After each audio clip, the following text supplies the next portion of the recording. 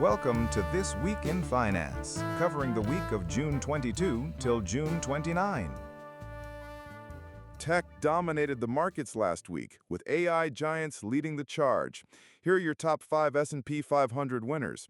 At number 5, Meta Platforms, up 5% as its AI-powered ad tools and Threads growth impressed investors.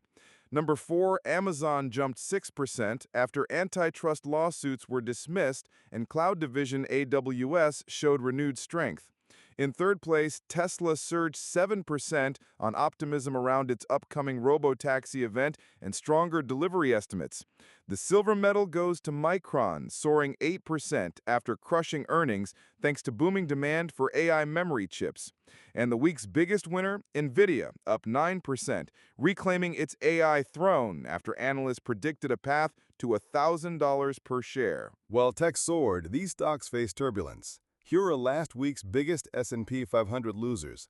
At number 5, Intel dropped 6% as reports of delayed AI chips left investors wary of its competition with AMD. Number 4, Walgreens Boots Alliance fell 7% after missing earnings and slashing its full-year outlook.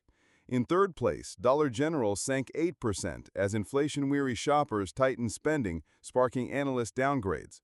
The week's second biggest loser, Moderna, down 10% after disappointing flu vaccine data and rival Pfizer's FDA win. And the hardest hit, Boeing, plunging 12% after pleading guilty to DOJ fraud charges tied to the 737 MAX crashes, a costly blow to its reputation. The U.S. markets showed a split personality last week. While the S&P 500 and Nasdaq edged higher thanks to relentless AI demand lifting giants like Nvidia and Micron, the Dow Jones struggled under the weight of consumer and industrial stocks. Investors grappled with mixed signals. The Fed's preferred inflation gauge, the PCE index, confirmed prices are cooling, 2.6% yearly, but not enough to trigger immediate rate cuts. Fed Chair Powell's cautious tone kept September cut hopes alive at 65%, but also reminded markets that progress isn't guaranteed. Meanwhile, tech's dominance masked weakness in sectors like retail, with Dollar General sinking 8% on spending fears. This divergence hints at a market betting big on AI, while bracing for a slowdown elsewhere.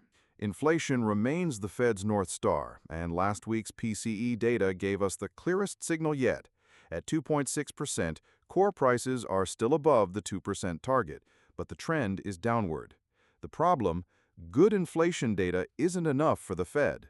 Officials like John Williams stress they need more confidence that inflation is truly defeated.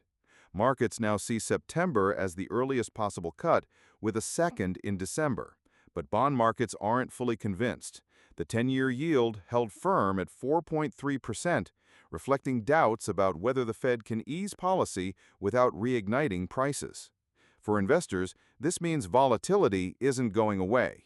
Every jobs report and CPI print will be a make-or-break moment for rate-sensitive stocks. Looking at global economics, across the globe, two stories rattled markets: Europe's political drama and Asia's currency chaos.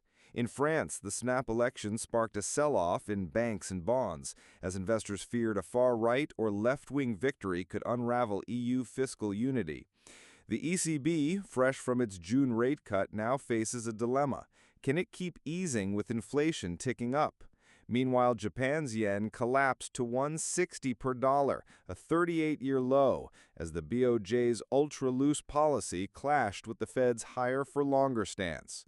Traders are on alert for another 9 trillion yen intervention. And in China, industrial profits rose, but the property sector's meltdown continues to drag on copper, iron ore, and global growth bets.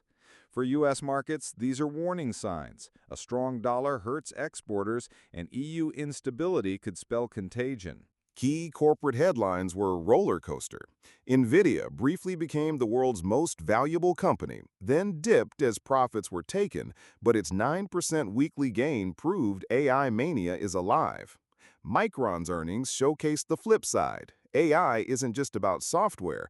Memory chips are in red-hot demand. But the week's darkest story was Boeing's guilty plea to DOJ fraud charges over the 737 MAX crashes.